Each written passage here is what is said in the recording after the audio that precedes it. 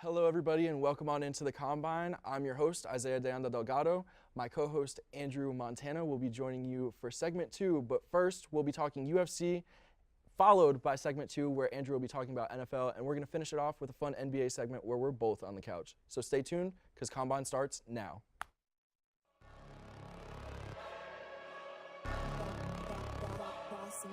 Things gon' change when I really hit the field. Undefeated champs, man, you know what's the deal. Tryna find a kid, I'm in the field doing drills. Boy, you just a sucker, you ain't never keep it real. 3 rings in my hand, I'm a warrior to the max. When I hang it up, they gon' have to give me plaques. Step up in the building and I only bring the facts. When I make a highlight, they gon' replay, run it back, okay? Always locked in, I don't got time to lax. Saying he the best, he could take a lap. Batted 1,000 when you check the stats. Boy, is you ready? You ain't gotta ask.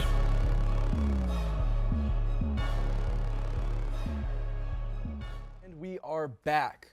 Sitting next to me is my guy Ezra and my old man friend Nate. Good to see you, Nate. You made it back after last week. I was a little nervous. It's been a long time. The pension's catching up. It is, man. You know, luckily I was able to cancel my appointment for my 401k to be here. That's so. good.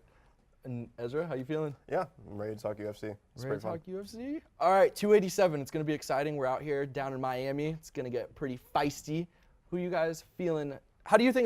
What do you feel about Raul Rosas Jr., the teenager, Nate, about 30, 40 years ago when you were growing up? Could you have imagined that a high schooler would be fighting in the premier MMA league? These age jokes are about to get you stuck. Rosas, his grappling is very advanced, especially for his age. Yeah. And they're bringing him along slowly, which they should be. I mean, he's only 18 years old, and that's really like, I wouldn't mind seeing him strike a little bit, see if he's improved there, but I think the moment he gets a hold of a Christian Rodriguez, that's probably how the fight's gonna go. I don't know, because apparently Christian Rodriguez is decent. He's 8-1 and he has 3 submissions. His last fight in UFC, he did submit Weems by Anaconda. So, How do you feel about Weems? I Exactly. don't know who Weems is. So, I mean, I don't really know who Christian Rodriguez is too well. I haven't seen much of his game, but apparently he's actually very decent. So this is a good little fight for Rosas, but I think Rosas wins this fairly easily. It's a solid test. You know, it's probably meant to push him, but he should win. Yeah, it's still a setup fight for him. For sure. They want to build the young guys' Yeah, exactly. record. All right, moving on. Kevin Holland versus Santiago Ponzinibbio. Ponzinibbio, that's what I just said. got freaking I submitted choked. by his last name. How do you guys feel about that matchup? I mean, it's basically Kevin Holland versus like an old man. Ponzinibbio's like 117 years old right now, so it's going to be straight hands for 15 minutes probably, and Kevin Holland's probably going to come on top. Now, Ponzinibbio has good calf kicks. That's probably going to be like, he needs to land a few of those to try and slow Holland down, but if he can't, he's probably going to just get caught at the end of Holland's punches and just go until Holland catches him flush and drops him. Holland's a very rangy fighter too, so Yeah. I can't see Ponzinibbio getting on the inside too much, especially because Holland's jab is very decent, so he'll probably keep him away the entire fight. Wonder Boy is kind of an old man too, though, at this point in his career, and obviously there was trouble there. We're talking about striker versus striker again. Yeah, very different style matchup Yeah, though. Wonder Boy is a style that not many other fighters use, so it's very hard to plan for. And Holland broke his hand in the first round too, Yeah, which that's really true. hampered his ability to go toe to toe with Wonder Boy. All right, Nate hates his elderly peers. Moving on, Rob Font versus Adrian Yans. How you guys So far, you're feel? waiting on unanimous decision for these age jokes right now. Just submit him. Rob Font. I think this fight is a good test for Yanez. Yanez is a good up-and-coming striker in the bantamweight division, I'm correct? Or Yes. is it featherweight? Bantamweight. It's bantamweight? Bantamweight, Okay. yeah. Yeah, Rob Font's a great test. Do I think Yanez will beat him? Probably not.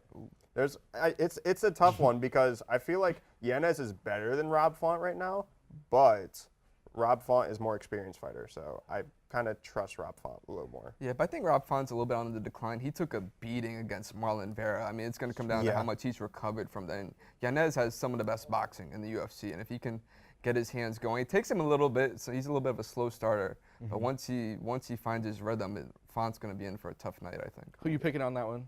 I'll go Yanez by You're decision. going Font. I'm going to go Font by decision. I'm rooting for Yanez. He's young. He has a strong jawline. Moving on, let's get into the guys we really want to talk about. Boys on the poster, okay? We're going to start with Gilbert Burns. How you feel about him going against Jorge Masvidal? So, in this fight, Gilbert Burns should be wrestling Masvidal. but will he? I don't know. I feel like he's going to get ego hands this fight and think, oh yeah, Masvidal, oh yeah, I'm just going to strike him. I'm going to strike with him. I'm going to make a striker. And he might get caught, but I don't think he will. It's I not a think strength, but if we look at the film, we can just start that up real quick. What do you think the keys to success are for Burns? it's going to be this position exactly. He needs to get on the ground right here because that's where he thrives. He's a jiu-jitsu black belt, and he won, like, I think he won first, and I forgot what it was. It was some form of competition, but yeah, this is exactly what he needs. But this right here is what he needs not to do. Like, even though he's able to do, like, stuff like this, Against he could lesser do that. strikers. He could do that, Right. but he's not going to be able to be, like, trying to throw hands and just throw and throw because he's going to get clipped at some point. You can see through these. He does get clipped half the time. See, right there exactly. He got clipped. And that's not going to be a good thing for him against Masvidal. What do you think, Nate?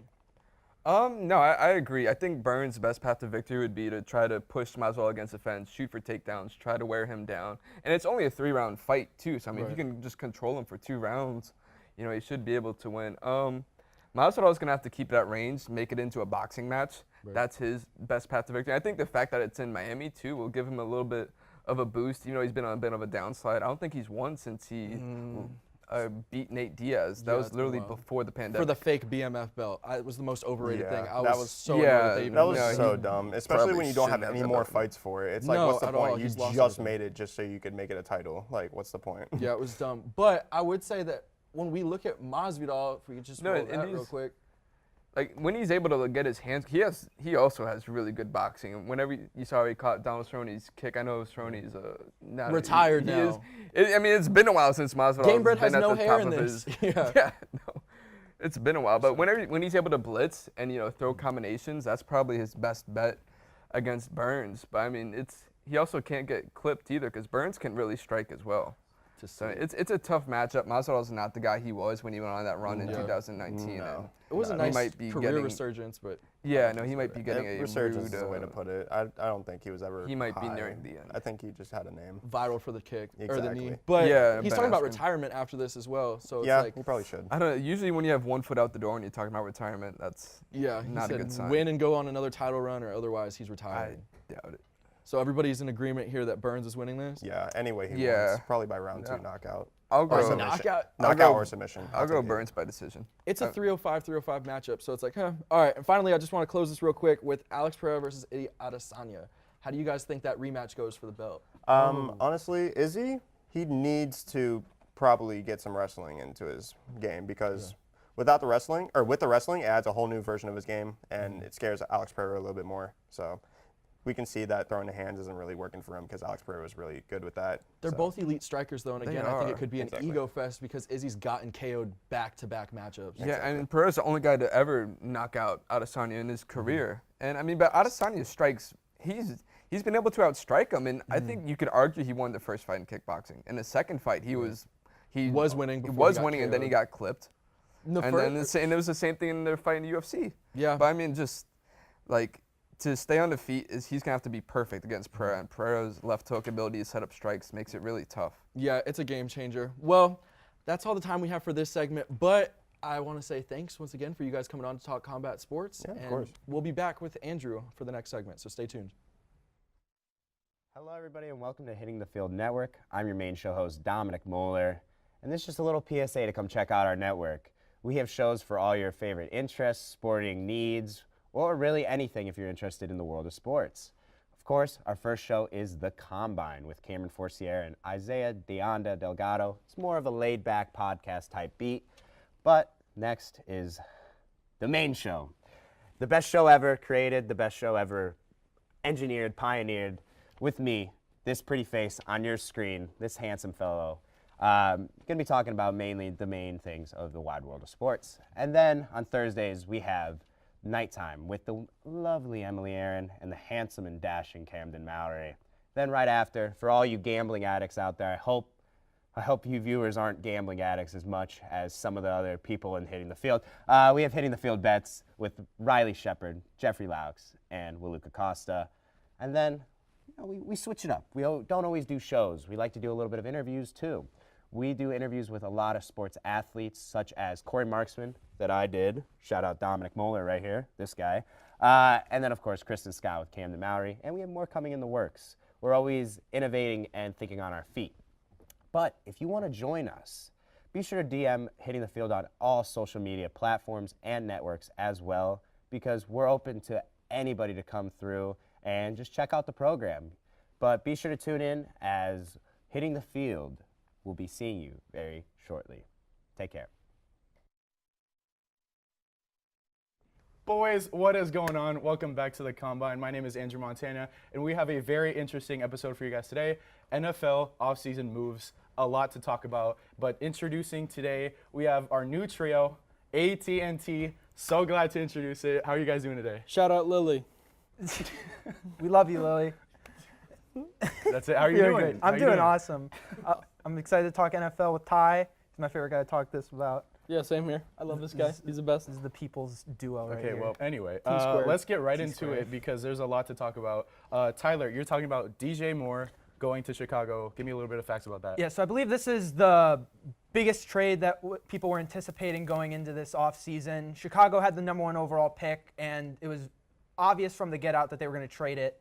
And I think the surprise was that it was the Panthers that ended up going and get it. They traded DJ Moore, the 9th overall pick, a first next year, a second this year, and a second in 2025.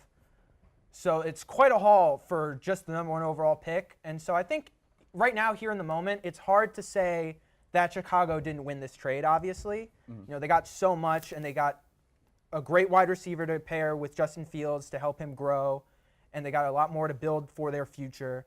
But if Carolina comes out with this, with a franchise quarterback, I don't think they complain. Yeah, no. I don't think so either. Yeah? I don't think so. So, just to recap, who is your winner of this trade? Chicago. Chicago. Yeah. I think, yeah, right now it's Chicago, and I think it'll stay that I way. think, I think we're both saying that Carolina won't be disappointed if they come out with a great quarterback. There but you go. at the Yes. same Yeah. time, 'Cause Chicago Carolina, definitely won. you were mentioning earlier, Carolina came out with a lot of good pieces in this offseason. They made a lot of moves. They picked up They did. Adam Thielen, Halen Hurst, Miles Sanders. Yep. And DJ now Chark, Yeah, etc. they can now pair him with a potentially with franchise. a rookie quarterback Yeah. and help him try and succeed as much as he can out the gate. Yeah. So off of that, I'm going to follow with what I think is the biggest pick or biggest trade this offseason, Jalen Ramsey to the Miami Dolphins. This is entirely one-sided. Miami won this. I don't know what the Rams are thinking at this point. They're blowing it up in some aspect. They still got the Matt Stafford saga going on, whatever is going on with that. Essentially, Miami gained Jalen Ramsey, keeping in mind a 6-time Pro Bowler, 3-time first-team All-Pro in the NFL, and the Rams gained the 77th pick and Hunter Long. Like, Pretty clear come on, winner. pretty Pretty come clear on. That winner. great. I think, like, it just seems not even a bad trade. It just seems disrespectful, like entirely disrespectful to Jalen Ramsey and who he is, what he can do. People said he had an off season just because like the Rams didn't win. This is arguably his best season yet. I think he's still in his Jalen prime. Ramsey is still clear-cut the #1 corner in football. It's just that the Rams, this is what we all knew was going to happen at some point. Yeah. They sold their soul for this Super Bowl, and now they have They to really did. cut costs however they can It's to all get rid coming of to them. bite him. I mean, they Yeah. got to win. It's a bad comparison, but the LA Lakers sort of thing. They put everything on the line for Anthony Davis, and now it's coming. You got your one title. We got our one You got title. your one title. Be happy with it. But yeah, I mean, who's even going to be throwing to this spectacular tight end that is Hunter Long? You know, is it Matt Stafford? Because it's not Baker. He's out. But anyway, Let's go, baby. Let's- Baker to the Bucks. I love you, Oh, Baker. I forgot he went to friggin' Tampa. Take that hoodie off, bro. Now moving on, Ty Patton, Darren Waller going to the New York Giants. Talk to me. All right, it's definitely not the biggest trade of the offseason, but Darren Waller was sent to the New York Giants in exchange for a 3rd-round pick, the 100th pick this year. And this just so happens to be the same 3rd-round pick that the Giants traded Kadarius Toney for to the Chiefs. And I think it's a massive upgrade. Like, Kadarius Toney's not bad, but Darren Waller is a massive force when he's healthy. He was the 3rd most productive tight end in his healthy years behind Darren Waller and Mark Andrews. Travis Kelce, Mark Andrews. Oh, did I say Darren Waller? Yeah. Travis Kelce. Yeah, no. So he has been a little bit injury prone, as you said. He's been out Yeah. for the majority, if not I believe he's played only 20 games. 20 games in the last 2 seasons. Yeah. Are there any questions for his injury tendencies? I think so, but at the same time, I think he has a little bit of leeway. Whereas with the Raiders, he was constantly being forced to make plays. On the Giants have 12 receivers listed on their depth chart. Nobody else has that level of depth at a certain position. I think he's not more or less a distraction for the team to get the ball to other receivers, but I don't think he has to be the workhorse that he was with Vegas. Yeah. I think it's a huge win for the Giants. Yeah, and so like Ty said, Darren Waller is, like, when he isn't injured, he is spectacular. He's third among tight ends in catches and receiving yards since 2019, once again, behind Travis Kelce, Mark Andrews. And speaking of the Ravens, the quest for Lamar Jackson, it's been ridiculous, insane. I don't even know what to label it. What do you guys think is going on? It's just been an insane saga, but yeah, Ty. Yeah, so we're going to go ahead and cover the Lamar saga. And a lot has happened. Starting off on March 2nd, the Ravens offered Lamar, according to him, $133 million for 3 years, fully guaranteed. That's just over $43 million a year, which is a very high number to look at. And Lamar turned it down, saying that he was worth much more than that. Right afterwards, he requested trade on March 2nd, I believe, March 3rd. Yeah, March 2nd, the same day. Yep. This was the He same. All requests- that happened the same day. Yep, he requested trade out of Baltimore, which, as we all know, they have not agreed to. And they placed the non-exclusive franchise tag on him, which is essentially the average of the top 5 quarterback salaries in that year, which as of now is $32.42 million. And that's how much they fully guaranteed him. And what that means essentially is just any team can reach out to him and make him an offer that's higher than what he's currently being paid. And then once Lamar agrees to that offer, that team, or the Ravens rather, have to would have match 5 days to match it, yes. Yeah. And then if they don't match it, they would have to trade him to that said team in exchange for 2 picks? 2 first-round picks. Yep. But, I mean, we were just talking about this before the show, but a lot of that revolves around guaranteed money, which is a real hard topic to talk about. There's a lot that goes into it, and Tyler knows it much better It's than a I do. very it's a very nuanced subject because that is the crux of the issue here. Yeah. Is Lamar wants around $200 million guaranteed, south of what Deshaun got. So how guaranteed money works is in the CBA. It states that all of that money must be put in a separate account at once, like right away. So they have to have $200 million on hand in a separate account that Lamar can access and get his money when it's due. And that is put in place in case, say, the owner goes insolvent and in the future they end up can't paying him. So the reason why the Ravens are playing such hardball is because they just can't get $200 million like that. They can't do it because they need it all at once. It's not like we can just get him, his yearly salary every year. No, you need all of it right All now. of it right now, yeah. So with all that being said, where do you think, Tyler, he's going to end up? I think ultimately he will end up in Atlanta. I think Atlanta makes a lot of sense. It's the best rushing team in football. They'd be more than willing to give up 2 firsts. But I also think there's a very real chance Lamar doesn't play football next year. He just holds out. No one signs him. He refuses to play for the Ravens. That relationship feels unfixable It's broken. at this point. It's a broken bridge at this point. So yeah, but I think Atlanta is probably the best odds. Yeah. Ty, what about you? I also think Atlanta's the best team for him to go for. They are, like you said, the best rushing team in the league. Like, he would fit perfectly there. But at the beginning of this year, there were 3 or 4 teams that maybe had enough money at hand to give to Lamar for the current year, but nobody had enough money to fully guarantee him that contract. And you can't just sign him and claim to do something when you don't have certainty on an amount of money. And honestly, I don't think any team in this league this year will be able to come up with that much money It's a lot. by the at least by the time the season ends. I think Lamar's going to have to hold out. Yeah. They put a restricted tender on Tyler Huntley, so I think he might have to be the starting quarterback this year. Yeah. I mean, me personally, if I was a GM and I can afford him, I'm paying whatever it takes. I love Lamar. I love Lamar. Boynton Beach resident, gotta love it. But that's gonna be it for segment 2. Hope you guys enjoyed this absolute cluster bleep of NFL offseason moves. Coming up next, Isaiah is gonna be taking over segment 3 with his new game. Tune in. Welcome to HTF Hot Takes. I'm Johnny Jackson. We've got Emily Aaron to my right and Maluka Costa to my left. Hello and welcome to our segment of Hot Ones. I'm here with Noah Kemper and Grant Wheeler. Yep, I knew that. Grant Wheeler. Listen, I'm a Bulls fan, but I just can't ever argue against I can't argue against LeBron. I watched him my whole life. I've been going back and forth with this debate for a long time. It's got to be Michael Jordan. Whatever she wanted. I would wake up in a maid costume for Doja Cat. Brutal. Jeffrey Laux, no question.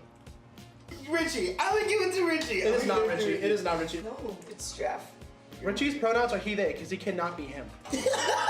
What? Oh, wait a second. I'm gonna have to also agree and say Jeff. He always is spiffy. It might be Cameron. Cameron's had some good fits. Out of the women, Norelli always dresses really, really cute. Oh, that went so awful. It's basketball. College football, I think, is the best sport to watch. If you don't like soccer, it's because you suck at it. I think college football is the best. Thanks for watching.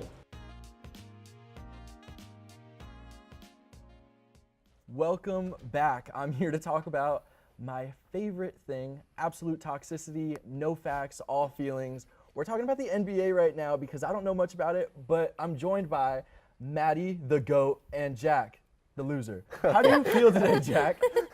What? How do you feel today, sitting next to somebody who's actually competent about this sport? Okay, Jack is very knowledgeable. I feel great. About who's the prettiest in the NBA, maybe? Who is it? That matters. Who is it? Give us your answer. Ooh, Uber's is an easy answer. I knew you were going to say that. Easy answer. It's definitely his It's type. on the spot. It's his type. All right, what we're going to be talking about right now is we're just getting out of March, but we're going to be talking about an April average in this bracket because the NBA is in shambles, specifically in the Western Conference, and I want to hear what Jack and Maddie think would happen if we had a bracket of teams that are all set to be mid, okay? Notice, the Dallas Mavericks are not on this because since the NBA trade deadline, they've had the worst too record mid. amongst these. Yeah, they got booted last night when they blew a game. So let's start over here. If we had the Warriors versus OKC, it's set up by seeding. So the Lakers actually have the best record of these teams since the trade deadline. Oh, Yeah, since the trade deadline. Not in the entire West, but Okay, since the okay. trade deadline of these teams that are middle of the pack, they're like second actually, I think, after the Sacramento Kings. So that's pretty surprising to me because I thought they were trash. I just want to hear, what do you think would happen if we really, all right, we'll start up there. Okay. Lakers versus Jazz. Who do you think would win in a one-game matchup of the two against each other? You want to go first? I'll go Lakers. And unlike Isaiah, and me being a loser, I'm very smart and realize that when the wearing Lakers at the glasses. trade deadline said they healthy could compete for a title, and they're running through the league right now. So I'll go to Lakers. That's a little bit of a stretch. I mean, They haven't lost to the core yet. their core, now they have a With- core, their big three. Since the trade, since everyone D'Lo is their third.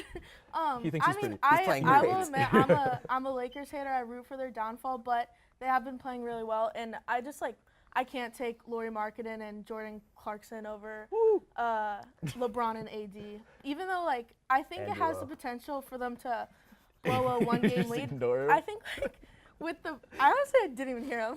I think with the play-in game, it's I always want to pick the younger teams because I think they have more energy, but I'll stick with We'll the go Lakers. experience. Yeah. All right, so we're moving the Lakers on to the next round. Let's look at another old team right here with Golden State. They Yes. won the championship last year, and they've been Yes. kind of mid, but Steph has a sexy sleeve. Isn't that right, Jack?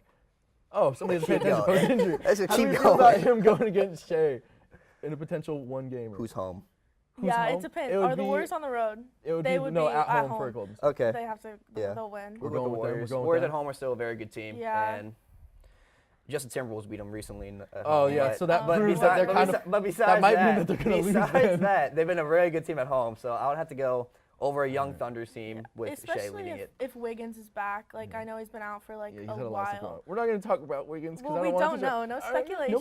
speculation. But let's talk about another terrible team, the Timberwolves. All right, we were just talking about them a yeah. second ago. Let's How do we hear it. feel they do against the Suns, who They'd have get Kevin Durant, smoked. an actual good Absolutely player? not. They'd get smoked. And absolutely Come not. on. Timberwolves would win. Everybody's They would have upset. won. Hold The on. Timberwolves just played the Suns, and Whoa. they would have won Would if have. the Would've. refs Oh, didn't no. Okay, the destroy Timberwolves the were also Wolves. 20-point Oh, favorites no. last night and lost to the We're not talking about Trailblazers. last night. We're talking about when they played the Suns, and they would have won. But then all of a sudden, in the second half, when the Wolves were winning, free throws go 20-7 in the Suns' Maybe you favor. should stop and, fouling. And no, maybe the refs should actually play with What? refs with some integrity. Oh, Integrity. right. That's all it needs. Wolves will win this one. Jack knows They integrity. are not going to win. Wolves Come will on. win this one. Okay, Rudy Gobert is going to get exposed by KD, Chris Paul, and Booker, and You know, when they're funny shooting enough, these mid-range Oh, shots. funny God. enough, last game when the Timberwolves did play the Suns, KD shot 26% I because did we see have that. because we have the Because best Jaden McDaniels. defender Yeah, I in get the it, I league, get Jaden it. McDaniels. Okay, but over So, I don't wanna- 7-game series, You know what? that's not Jack's happening. convinced And me. it might go lower. I agree. The glasses aren't making him more intelligent. We're moving the Suns Oh on anyways. my gosh. Well, how do we feel about the Oh Clippers my versus gosh. Zion Okay, when he comes back? First, I think the Clippers can beat anybody and lose to anybody. They are like the most inconsistent. They have so much talent and they just suck. And they've also sucked against the Pelicans in the last 2 seasons. They have like 1 win against them. And I'm taking the Pelicans, and I think Paul George is probably going to be out. But I got to go with the Pels. They beat them last year in the play-in, actually. Fair. And then Pat Bev had his moment. You know. How you feel? You can tell everybody. Go You ahead and guys tell are not everybody. going to win because Pat Bev isn't there. You're MVP. That's true. All right, whatever. She got him flustered. I'll wait on it. Yes, I'm taking the Pelicans too. I'm actually just a big Clippers hater as well. And the Clippers, no Paul George. They don't have a point guard. They don't really have a good rim protector. Pelicans have been. Okay, Zubac is a great rim. He's okay. No, he's okay. good. Don't defend him now. We can all agree the Okay. Pelicans Let will me- win. let We're me going young finish. team. Oh my God. The Pelicans have also are 7-1 their last 8 and are the best defensive rating since the All-Star break. So They have the hardest remaining schedule, in my opinion. They play 3 teams that are all playoff teams. I agree with and that, and all that's why they're Western not going to make. Conference. That's, I agree with that. That's why they're going to lose to Timberwolves in the play-in. But in That's this a topic for next in week. this bracket thing, In they're this going to lose bracket, to the that's Clippers. 100% That's why accurate. They're going to matters, lose to the though. Clippers. So All right, so let's talk. We'll have Lakers versus the Warriors. Who do you think would win in that to make it to this finals of the bracket? I mean, like, I don't want to pick the Lakers, so I'm taking the Warriors. I like Steph better. wrong. As I said, the Lakers are a contender when they're fully healthy, and with And so are the Warriors. And no, they're not. Yes, And- they- no, they're not. Okay. I can go Lakers They've on won like this 7 one. games on the road this year. They're not contenders. Actually, 9. Lakers 9, make it to wow. the finals in this. Really They've been good. the hottest team pretty much since the trade deadline. Okay, Really good. Yeah, that doesn't exactly. matter. It's the And when the playoffs. full It's a team is healthy, series. they played 6 games with the The full Warriors team haven't healthy. been They have not fully healthy lost. the entire year. They have not lost. They When- haven't been since the healthy trade in a deadline. single game. KD versus young The KD. Warriors- How do we the- feel? the Warriors Don't have won talk 9 about games. the Warriors, Do you Jack. think- We're talking real Can teams you promise now. that AD is going to be playing, actually? In this game, yeah, I can. So I got the Okay. Lakers. For one One game, he game, might make it yeah, through. yeah. One game, it's probably better for him actually. So I got the Lakers. All right, fine. We're Whatever. going Suns versus the. Wait, New wait. Orleans Who did we Pelicans. advance between the No, Lakers? we went Lakers. The Okay. Lakers made it to the finals. Now we Okay. got young KD versus old KD because we got I'm Brandon taking Ingram old matching KD. up. Oh, come on. Brandon Ingram's But basically he's KD. not young KD. You like light skins more. How do you feel about Ingram going up against KD? I like the Timberwolves in this matchup, but if it wasn't the Timberwolves, It's not the Timberwolves. I would probably go to Suns just because I do like the experience between Chris Paul, Kevin Durant, and Devin Booker. They have finals experience. The Pelicans do not, and Can we get a Zion return? and Zion's not coming back. So Okay. I hope he comes back. He might eat some food I and mean, get for strong. the play-in. I mean, for the playoffs, if they win the play-in, which they aren't going to. I heard the same 'cause you're stuff last year. Timberwolves. I heard the same stuff last year. Not coming back. You mark it All down right now. All right, final. Just take your pick. No extra take. Okay, well, needed. you know who give me Lakers. Give 4 me of these Suns. teams are in Just the give me- play-in. Just give me Lakers. Give me Suns. Suns. Never bet against the GOAT, LeBron James. Andrew, quick, off camera. Who are you Suns. going? Suns versus Lakers. He's a Lakers fan. All right, we're going Suns because Andrew Oh doesn't my believe in the goodness. Lakers. We'll see you next week. Love ya. Bye.